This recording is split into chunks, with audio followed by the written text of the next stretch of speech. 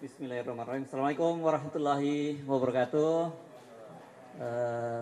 Salam sejahtera untuk kita semua, teman-teman media. Terima kasih sudah hadir walaupun undangannya mendadak ya. Tadi memang Bung Rocky merasa ingin perlu bertemu dengan teman-teman daripada banyak sekali pertanyaan masuk satu persatu daripada dijawab satu-satu, lebih baik kita ketemu langsung gitu ya Bung Rocky ya. Tapi kita ngomongin apa hari ini? Oke, jadi kita ngomongin hari ini soal PT 0% ya. Silakan Bung Rocky untuk menjelaskan soal PT 0% itu. Semuanya dimulai dari soal PT 0%. Ya.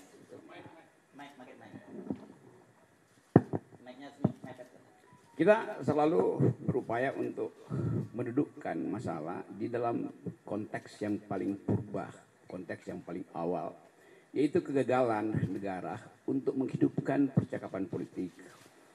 Kegagalan yang disebabkan oleh berbagai macam ambisi yang seharusnya dikanalisasi melalui persaingan politik. Tapi karena persaingan politik ditutup oleh soal-soal persyaratan 0% segala macam itu, maka dia cari kanal tuh. Jadi itu konteks besarnya tuh kira-kira tuh. Kenapa kemudian misalnya buruh nuntut Omnibus Law dibatalkan, kenapa masyarakat adat tetap bergerak untuk mempertahankan hak rakyat mereka tuh. Ini semua karena tidak ada kejelasan regulasi. Oke. Tapi itu saya jadikan aja sebagai patokan bicara nanti. Yang lebih penting adalah saya mengantisipasi pertanyaan-pertanyaan wartawan yang berseliweran. Jadi itu intinya tuh. Saya mulai dengan satu kesan pribadi saya. Selama kurang lebih 1 minggu ini ketika kasus ini mulai beredar, saya ada di mungkin 9-10 kota di Lombok, Jawa Timur, Jawa Tengah tuh. Diundang oleh para mahasiswa tuh. Dengan maksud saya memberi kuliah seperti biasa, kuliah umum. Tetapi dari seluruh undangan seminggu ini, seluruhnya dipersekusi. Saya nggak boleh masuk kampus, saya nggak boleh ketemu akademisi itu. Jadi ada dugaan saya bahwa soal ini soal biasa aja kan. Mau dibuat jalur hukum oke. Tetapi jangan halangi saya untuk bicara dengan para mahasiswa itu. Nah, yang menggemparkan kemarin adalah di yang sudah tahu di Jogja itu saya dihalangi untuk bertemu dengan kurang lebih 1.500-2.000 mahasiswa di situ. Justru itu dihalangi oleh PDIP. Dan saya merasa buat apa menghalangi saya, toh kalian partai, kalian punya kekuatan untuk mengubah undang-undang tuh. Silakan ubah undang-undang di DPR, ubah intelektual atau akademisi atau kritis sosial nggak boleh bertemu mahasiswa tuh. Jadi itu yang saya sayangkan. Padahal saya bertahun-tahun mengajar di sekolah Megawati itu tentang pikiran bangsa. Jadi kalau saya mau terangkan pikiran bangsa, kok dihalangi oleh partai di mana saya mengajar tentang pikiran bangsa. Tapi saya paham itu tuh. Jadi terlihat di publik sekarang ada perselisihan tentang kasus saya. Mereka yang mengerti pro saya mengatakan bahwa itu bukan hinaan, itu kritik. Gak usah saya lanjutkan argumennya. Jadi saya berterima kasih pada mereka yang menganggap bahwa saya justru membuka pembicaraan untuk menghidupkan diskursus tentang apa sebetulnya yang disebut kritik publik terhadap pejabat publik.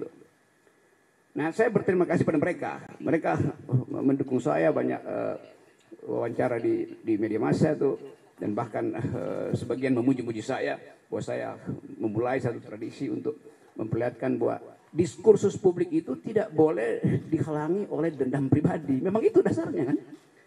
Jadi sekali lagi itu poinnya. Tetapi saya mengerti bahwa kasus ini kemudian membuka perselisihan di publik antara yang pro dan kontra.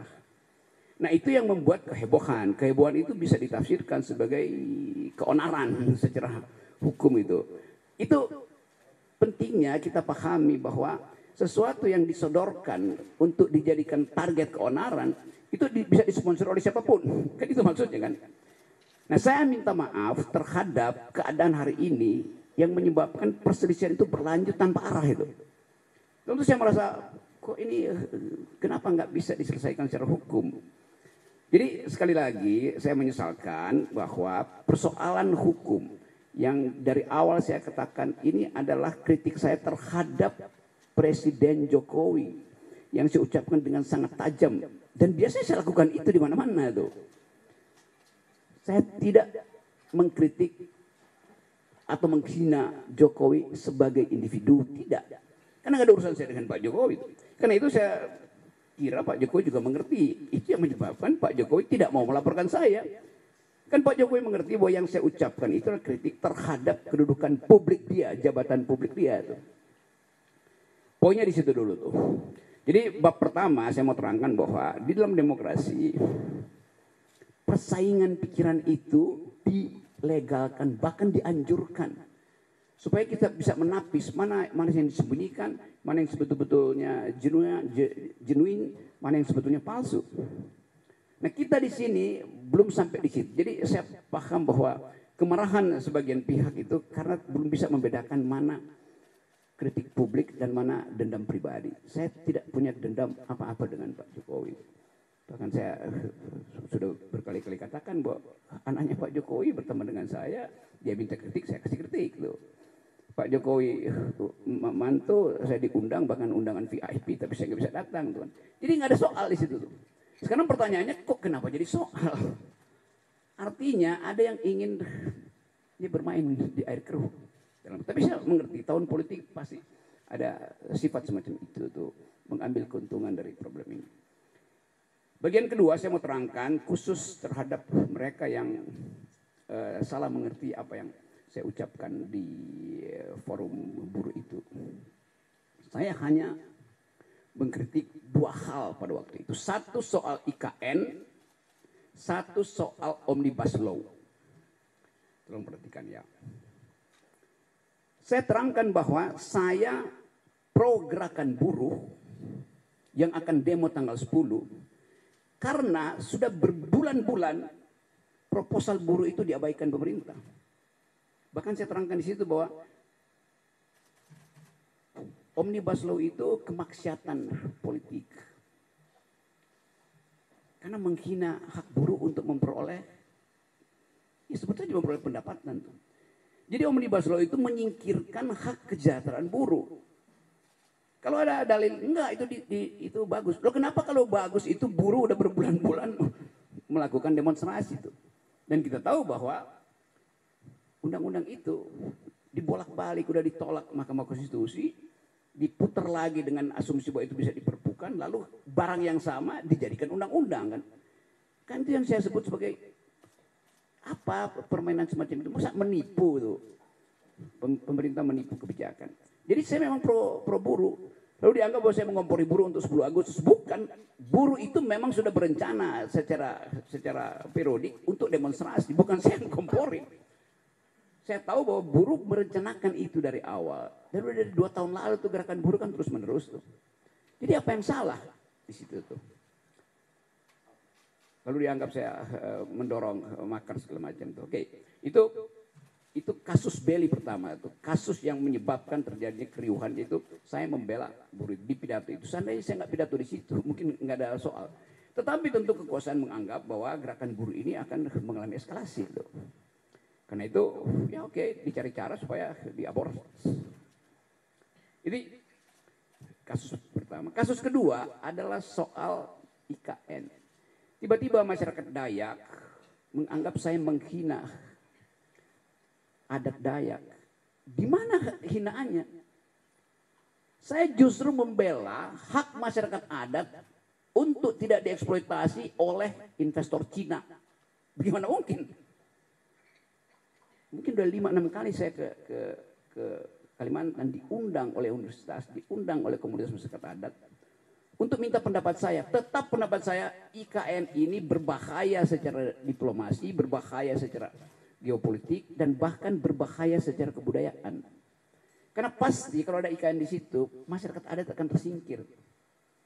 Dan itu artinya hilang jejak kultural kita di situ. Jadi dari awal saya membela masyarakat adat, Dayak, Banjar segala macam di situ. Jadi kalau ada satu theatrical, ada binatang digorok di situ, saya menyesalkan. Siapa yang provokasi teman-teman Dayak saya yang pernah berkali-kali mengundang saya? Itu soalnya tuh. Jadi soal-soal semacam ini yang mau saya ucapkan untuk menerangkan bahwa saya mencintai bumi Kalimantan karena saya itu bertahan jangan itu dijual.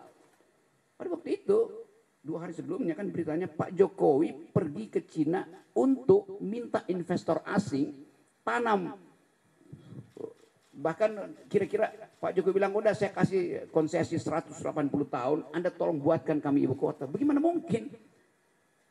Itu disebut ya presiden menjual negara. Kenapa mesti tersinggung? Memang faktanya presiden berupaya menjual negara, itu menjual lahan di Kalimantan untuk dijadikan IKN. Dia udah jualan ke negara-negara Arab, nggak bisa, jualan ke Kanada nggak bisa, sekarang jualan ke Cina tuh. Jadi poin saya di dalam soal itu adalah saya tetap tidak ingin IKN itu dijalankan. Apalagi dalam soal perjanjian. Buat tadinya IKN itu adalah bisnis to bisnis, ya oke itu nggak ada pajak saya di situ tuh. Lama-lama menggerogoti APBN. Pada saat yang sama APBN itu mesti dipakai untuk membackup anak-anak Kalimantan.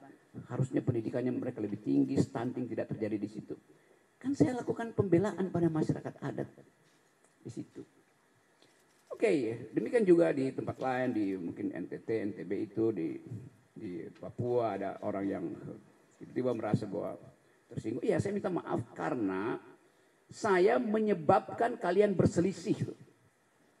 Nanti diterangkan, apakah perselisihan itu saya yang picu? Bukankah ada forum untuk menyelesaikan perselisihan? Kenapa mesti pakai kekerasan misalnya? Tapi saya menangkap itu bahwa kemarahan itu memang harus diucapkan pertama kali. Dan itu yang membuat saya tetap akan mengatakan bahwa saya akan terus mengambil risiko untuk jadi pendidik demokrasi itu dengan segala macam akibat. Itu soalnya. Yang lain saya tahu di kepala saudara ini tanya soal Pak Muldoko itu. Saya jawab. Pertanyaannya saya bikin sendiri ya. Kekagetan saya kemudian atau bukan kecurigaan saya bahwa ada kondisian di publik akhirnya secara metodologis saya hubungkan dengan pernyataan Pak Muldoko. Dia marah juga tuh. Saya akan pasang badan. Tentu. Jadi saya bertanya Pak Muldoko ini relawan statusnya juga. Karena bahasanya sama, kami pasang badan. Karena Pak Muldoko itu pejabat publik yang mestinya dengan dingin mengatakan bahwa oke, ada problem, mari kita selesaikan secara argumen atau secara hukum itu. Pasang badan artinya itu bukan bahasa dasar dari seorang pejabat publik kan. Kayak preman itu mau pasang badan itu. Padahal ini pikiran saya yang saya kritik dengan cara yang sangat tajam, dengan bahasa yang saya pilih tajam. Tapi tidak diarahkan pada pribadi Presiden Jokowi, tapi pada lembaga publik yaitu kabinet bahkan yang di dalamnya ada Pak Muldoko. Jadi kita gagal untuk membawa bangsa ini pada percakapan intelektual. Itu dasarnya. Rocky Gerung kan intelektual, kenapa pakai bahasa begituan? Iya, di kampus saya pakai bahasa akademis. Tetapi dalam kritik kebijakan saya mesti pakai bahasa yang bisa dimengerti oleh orang yang berkali-kali diterangkan nggak paham-paham juga. Berkali-kali buruh minta di-review itu nggak ada dipahami.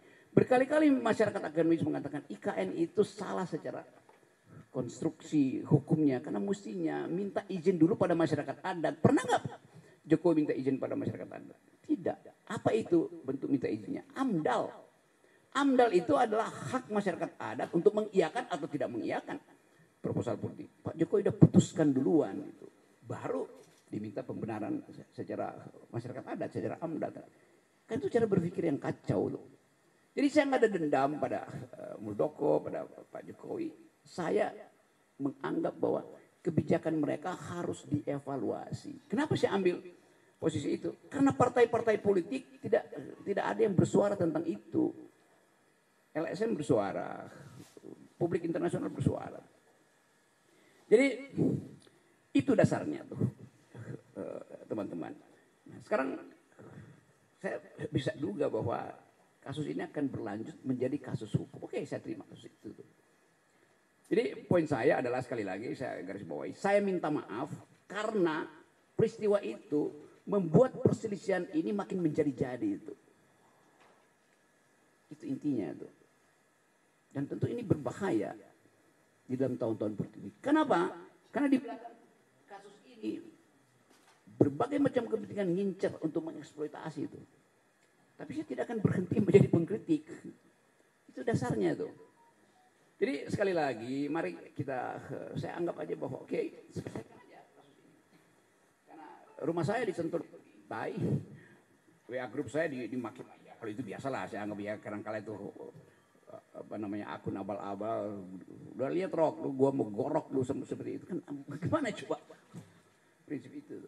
Padahal saya sendiri ya, saya nggak punya partai politik, dituduh antek asing segala macam, asing dari mana? Jadi segala hal kemudian disodorkan di situ dan peristiwa ini tensi politiknya atau political tone-nya itu makin lama makin terlihat.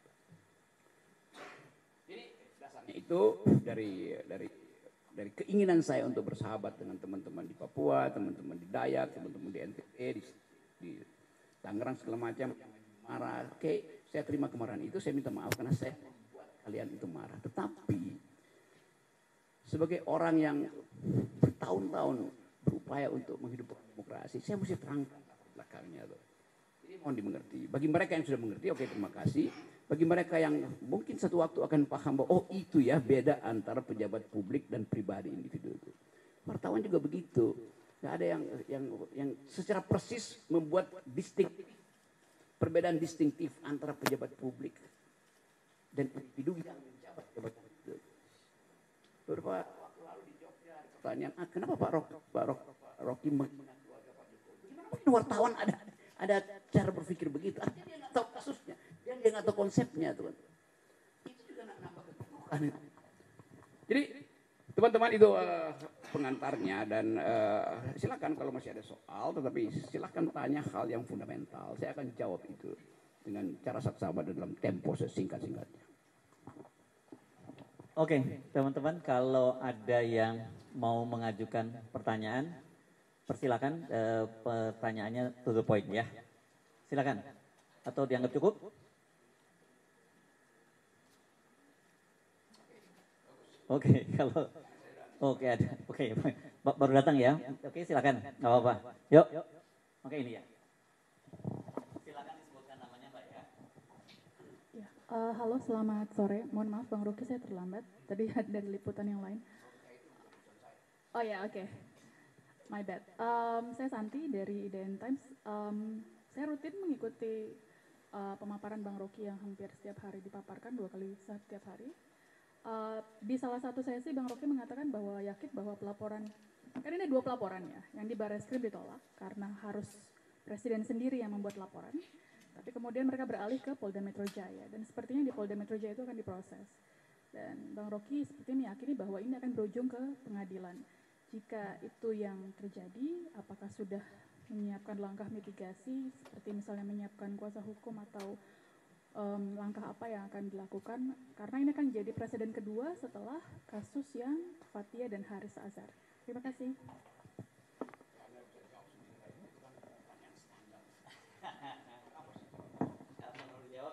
Iya kan, apakah dia mulai dengan saya yakin, ya, Anda sendiri udah anggap saya yakin itu akan masuk proses pengadilan. Berarti Anda berasumsi keyakinan itu mesti dibarengi dengan langkah hukum saya, kan sama itu. Jadi di dalam pertanyaan itu Anda udah jawab sendiri itu. Coba kasih pertanyaan yang lebih rumit lah. Oke, silakan. Tapi jangan kemudian gara-gara itu nggak berani nanya. Ayo silakan. Silakan. Santi jangan langsung cemberut, ya? Enggak, oh iya. Oke, silakan. Siapa namanya? Menyiapkan pengacara. Oke, silakan. Anda.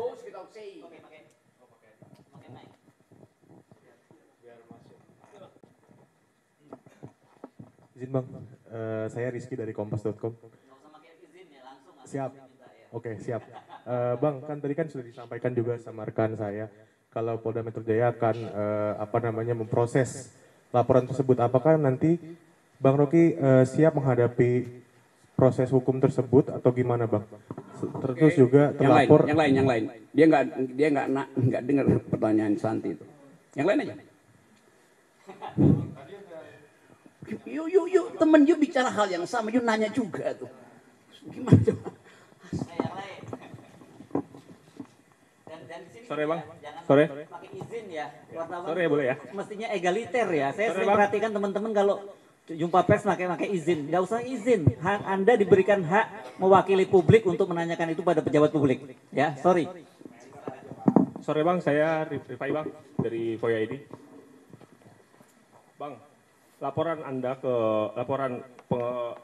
Anda di Barreskrim kan ditolak.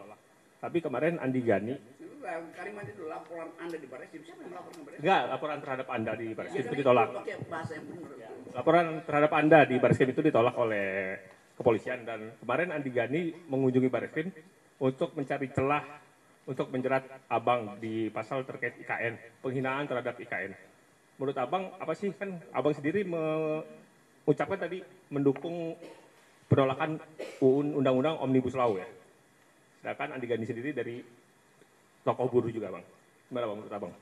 Ya apa dalil Andi Gani? Dia Apa yang saya bantu? Andi Gani itu mencoba menjerat Abang lewat Ya oke, tunggu aja kalau cobaannya berhasil tuh. Baru saya bisa jawab. Kan dia juga merasa dia masih mencoba apa coba? Coba kasih substansinya tuh. Dia mencoba. Bagaimana saya tanggapi seseorang yang lagi mencoba-coba itu? Ya. Kalau mencari celah hukum di terhadap omongan Abang. udah ada dia sebutin celah hukumnya. Belum sih. Ya buat apa saya jawab dong? Ayo, silakan yang lain. Saya buka kesempatan nggak usah pakai izin, langsung aja tanya. TV1, silakan.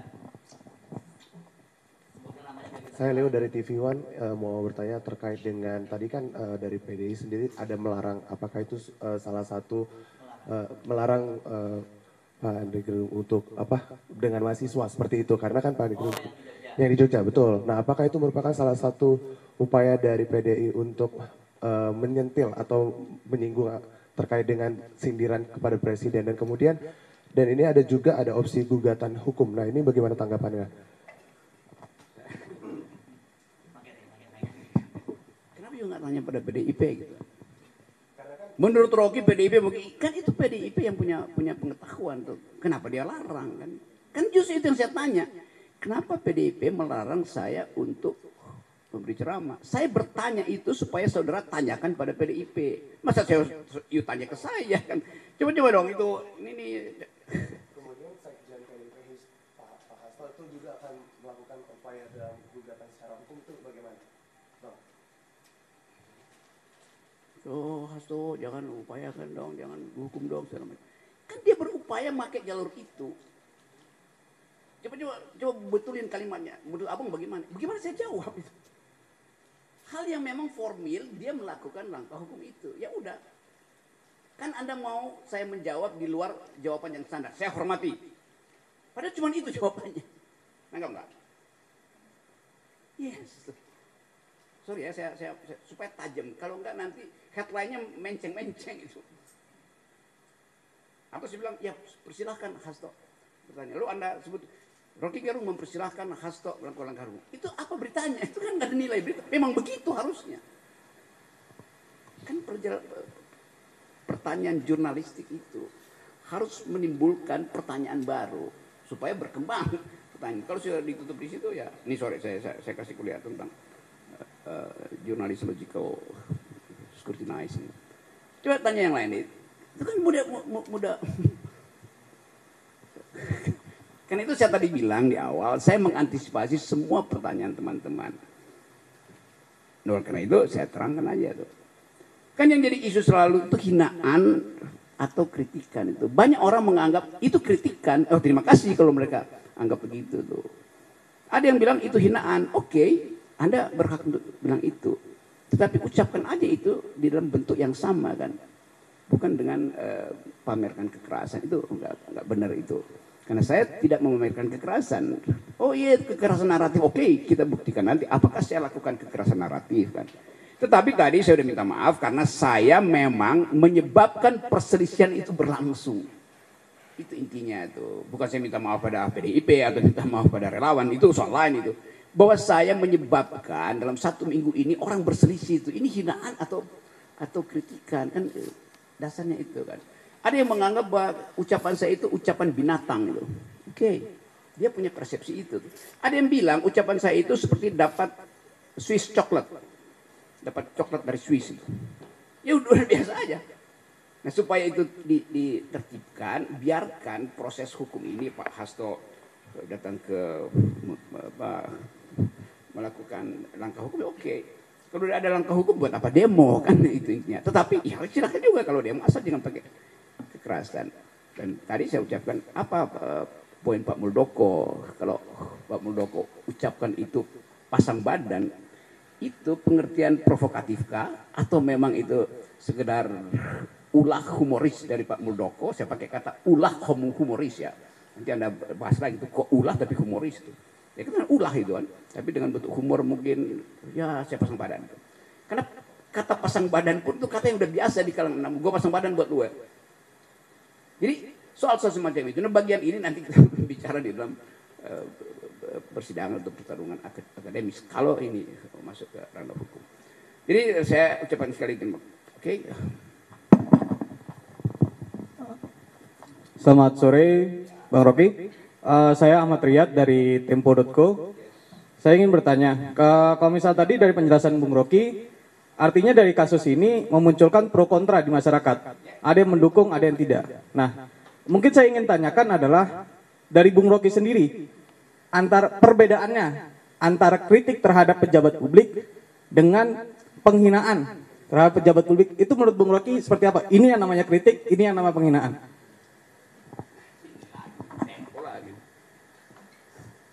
Kritik itu artinya saya terangkan kontradiksi di dalam kebijakan itu. Menghina artinya pada orang. Bagaimana bisa menghina pejabat publik? Kan tadi saya terangkan. Martabat itu melekat pada manusia ansih. Namanya human dignity itu. Anda punya martabat. Pejabat publik. Nggak boleh kita berikan martabat individu itu pada pejabat publik. Kenapa? Pejabat publik itu diangkat berdasarkan kesepakatan sosial. Itu sama dengan hal yang berlangsung hari ini. Pak Jokowi adalah bapak kita itu. Karena itu dia nggak boleh dihujat, dikritik, apalagi dihina. Itu menyamakan kedudukan publik, tubuh publik presiden dengan tubuh privatnya. Itu ada dalam sistem kerajaan. Itu yang saya maksud, wartawan mesti bisa bedakan dong. Soal semacam bapakmu dan bapakku, bapak kita, dia bikin kesalahan, tetap kita maafkan. Seumur hidup dia tidak bisa ganti sebagai bapak. Presiden itu dipilih hanya 5 tahun. Itu dasarnya. Jadi sekali lagi, martabat itu melekat pada manusia, bukan pada jabatan. Itu fundamental di dalam organisasi pikiran yang sehat tentang demokrasi. Bisa nggak? Atau saya terangkan dulu hal yang lebih filosofisnya. Dulu raja itu disebut the king can do no wrong. Nggak mungkin salah raja itu. Tubuh publiknya menyatu dengan tubuh privatnya itu. Karena itu ada nama si raja itu.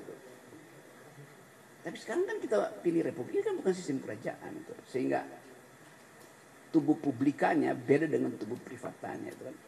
Jadi saya dapat kesan bahwa memang kita belum utuh mengerti soal-soal itu karena kita masih panjang berdemokrasi. Satu waktu mungkin bisa diterima. Itu juga terjadi pada cara wartawan memberitakan itu. Mestinya dari awal dia scrutinize saja kan. Oh ini adalah tubuh publik, ini adalah tubuh privat. Hinaan hanya boleh tiba di tubuh privat, bukan di tubuh publik. Di tubuh publik apapun yang ucapkan namanya kritik. Bisa bedain nggak itu?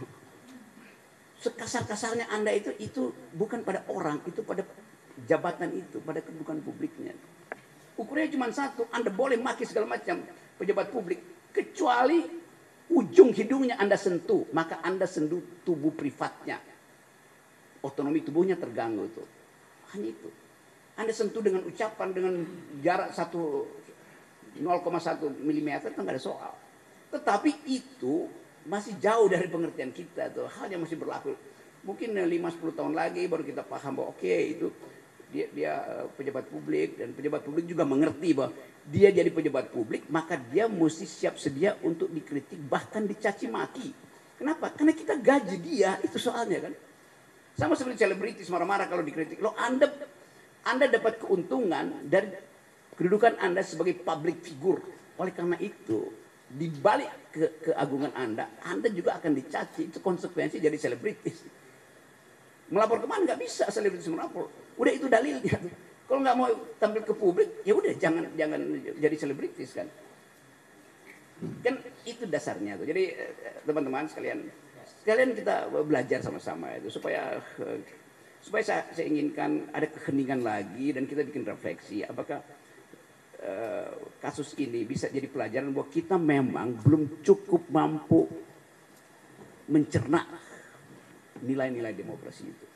Dan dulu salah satu filsuf yang pemikir demokrasi, Jean-Jacques Rousseau, satu waktu dia ditanya sama wartawan tuh, apa penyebab Roma itu yang demokratis hancur itu? Kata Jean-Jacques Rousseau, kebebasan itu atau demokrasi itu seperti buah. Dia bagus buat pencernaan, tapi hanya lambung yang sehat yang mampu mencernanya. Nah lambung kita itu nggak sehat semua, sehingga gagal cerna marah gitu kan. Itu udah salah sih. Padahal salah sendiri kenapa lambungnya nggak sehat. Oke, tadi ya baik. Tadi mic-nya di mana? Nah, tolong bantu ya. Bang Rocky izin saya dari Kompas. Pakai izin deh ya. Maaf. Tanya aja. Kebiasaan. Saya dari Kompas.com. Saya tertarik sama pernyataan Bang Rocky yang bilang harusnya Muldoko jangan bilang pasang badan karena kayak preman gitu. Kalau menurut Bang Rocky harusnya Muldoko merespon seperti apa sih yang sebagai dengan status beliau sebagai pejabat gitu. Ya. Ya respon aja seperti Pak Mahfud MD yang penuh diplomasi kan gampang. Oh tidak kena ada laporan, iya tapi ini karena ada delik lain yang bisa dipasangkan di situ kan udahlah. Saya tahu cara berpikir Pak Mahfud gitu. Tapi Pak Muldoko kan dia KSP itu. Yang orang akan nilai kenapa bahasa tubuhnya itu seperti imperatif itu menekan itu dan itu intinya itu. Jadi satu waktu juga orang akan pertanyakan tuh itu Pak Muldoko kan, oh itu sikap saya tuh karena saya ada prajurit tuh. Nggak bisa begitu. Karena dia bukan lagi ada di dalam lingkungan militer, dia ada dalam lingkungan sipil KSP. Saya sebagai prajurit saya bisa door, ya nggak bisa begitu. Itu udah selesai tuh periode itu tuh kan. Jadi kita tegur juga, teman-teman juga harus berani tegur Pak Muldoko tuh. Saya mau menegur secara publik dan saya kira Pak Muldoko harus jawab itu tuh. Karena orang takut, berarti nggak boleh pejabat militer masuk ke wilayah publik karena mentalnya akan sama tuh. Justru kita ingin ada yang disebut civilian value tuh. Jadi bukan the supremacy of the civilian, tapi the supremacy of civilian value. Yang supreme itu bukan orang-orang sipil, tapi nilai sipilnya yang harus supreme. Bahasa tubuh mantan militer harus tiba di situ. Lihat Pak Prabowo, bahasa tubuhnya udah bahasa sipil betul, bercanda segala macam. AHY juga mulai mampu untuk mengucapkan itu. Pak Gatot Nurmantio mau jadi pejabat berhenti itu bahasanya udah betul-betul tubuhnya bahkan tubuh sipil tuh. Karena sering bergaul dengan saya sebagai orang sipil. Tadi Bapak lagi ya. izin. Enggak jangan pakai izin. Ya. Bang Rocky kan tadi bilang kalau misalkan Pak Muldoko bilang pasang badan sama aja kayak relawan gitu. Berarti apa maksudnya Bang Rocky itu kalau misalkan Pak Muldoko seperti itu tidak seperti KSP tapi malah jadi kayak soal relawan gitu dengan dia merespon seperti itu. Benar kan ya? Benar. Relawan itu berhak pasang badan karena rasa cintanya pada Presiden Jokowi kan. Kan kita nggak bisa bedain mental relawan itu mental yang mencintai karena menginginkan Jokowi jangan diganggu atau memang ya udah secara personal karena bergaul dengan presiden maka dia going native. Going native salah pula tadi terimain. Going native artinya larut di dalam kesukaan secara personal. Nah itu saya hargai. Walaupun orang menganggap ya kan dia udah relawan kenapa masih ya kita tahu relawan pasti pasang badan karena kecintaan personalnya kan. Kan Pak Muldoko kan pejabat publik itu. Masa sama pasang badan juga. Jadi istilah itu juga istilah yang ya kalau saya bilang tidak tepat memang tidak tepat. Saya tahu ini akan bikin sebagai berita gitu kan. Oke. Masih ada tanya saya pengen gini ya sekalian saya sharing ya kenapa sejak tadi saya ngomong jangan pakai izin deh gitu ya. Saya sering mengamati nih teman-teman. Saya ini wartawan ya, teman-teman. Mungkin kebetulan lebih lama aja dari Anda sebagai wartawan. Dan saya tahu wartawan itu harusnya egaliter ya. Karena Anda itu hadir mewakili kepentingan publik. Jadi saya perhatiin kalau dalam jumpa pers banyak izin Pak. Loh ini Anda udah jadi apa ya, itu subordinat dari narasumber. Nggak boleh wartawan itu subordinat dari narasumber. Mohon maaf ini share saja ya. Saya bukan mau menggurui teman-teman karena saya cuma menang tua saja. Mungkin teman-teman lebih hebat dari saya gitu. Tapi saya terganggu dengan sikap-sikap teman-teman yang setiap kali mengajukan pertanyaan mengajukan izin. Anda diberi oleh undang-undang Anda diberi kewenangan untuk mewakili kepentingan publik, bertanya kepada pejabat publik dan posisi Anda itu egaliter. Gitu ya. Makanya nggak ada beliau di dalam tulisan kan nggak ada yang nulis beliau gitu ya. Kan karena memang posisinya Anda itu egaliter. Silakan kepada apalagi masa Bung Reki aja pakai izin gitu ya. Silakan lanjutkan, jangan pakai izin ya. Apa-apa, lanjutin aja.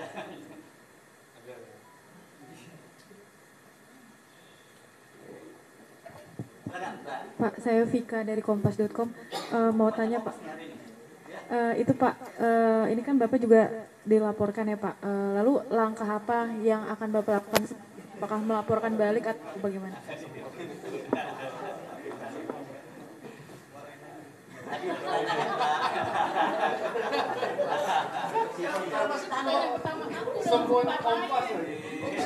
Standar cara bertanya. Saya akan ambil langkah 1000 untuk kabur. Mau tulis nggak coba? Itu nggak masuk akal tuh. Jadi pertanyaan pun jangan standar deh itu. Udah minta izin standar udah pertanyaan. Aku nyoba kali kedua deh. Jangan galak-galak lah Bang Rocky. Enggak, saya nggak galak, saya tegur. Teman-teman pada jadi jiper gara-gara Bang Rocky menanggapinya seperti mohon maaf ya Bang Rocky ya. Bang Rocky salah satu narasumber yang agak menyebalkan siang ini ya. Saya jujur aja nih Bang Rocky. Pertanyaan kalian juga menyebalkan. Cerdas. Gini Bang Rocky, ini saya melihatnya kalau Bang Rocky serius diproses oleh Polda Metro Jaya dan berakhir di pengadilan, ini menciptakan ketakutan bagi publik untuk juga menyampaikan kritik gitu terhadap pemerintahan yang saat ini. Apakah kalau menurut Bang Rocky, hal kekhawatiran publik itu jadi kenyataan seandainya ini berlangsung sampai ke pengadilan nanti gitu? Karena kan kami juga pekerjaannya juga termasuk salah satunya sebagai watchdog yang dibilang oleh Bang Hersu bolak-balik di sesi bersama Bang Rocky gitu. Iya itu yang gini nih, kan kita bisa antisipasi undang-undang apa yang mau dipakai tentang kegaduhan itu. Aku tambahin satu lagi ya Bang Rocky, kemarin saya doorstop di depan Pak Mahfud bilang, kalau seandainya betul yang di Barreskrim ditolak karena harus ada pengaduan langsung dari Pak Presiden. Tapi kata Pak Mahfud, kalau ini terus-menerus menjadi polemik publik, tidak tertutup kemungkinan bisa diproses. Gitu. Artinya kan ada celah untuk memproses hukum itu. Saya tidak menanyakan detail mengenakan pasal apa gitu. Sekarang Anda tanya nggak?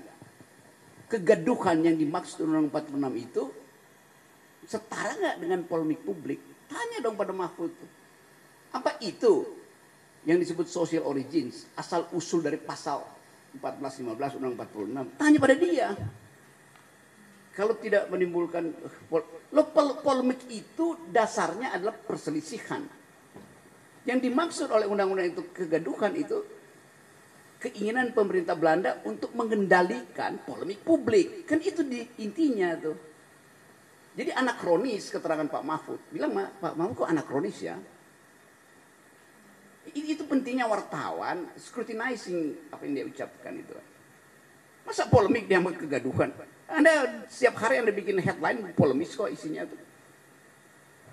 Jadi itu tuh. Jadi lihat original intent dari pasal tentang penghinaan itu, tentang kegaduhan itu. Atau apa istilahnya tuh, selain kegaduhan itu apa? Keonaran itu. Pada undang-undang tahun 46 itu. Intensinya apa pada waktu itu? Nanti ada polemik tentang disertasi seseorang itu menimbulkan kehebohan publik, maka kena undang-undang 46 tuh. Bisa. Gitu ya. Oke, fair kan? Menyebalkan nggak jawaban saya? Ah, Santi. Ayo silakan yang lain.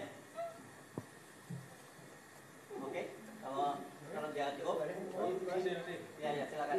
Kalau izin dari media, nah pakai izin juga nih. Aduh, susah amat ya. Tapi kalau menurut saya, Bapak tidak berhak untuk mengatur kesopanan kami. Bukan soal egaliter, menurut saya kebebasan bertanya itu. Ya udah silakan. Oke, Anda silakan. Tapi kalau untuk manner, menurut saya Bapak tidak boleh.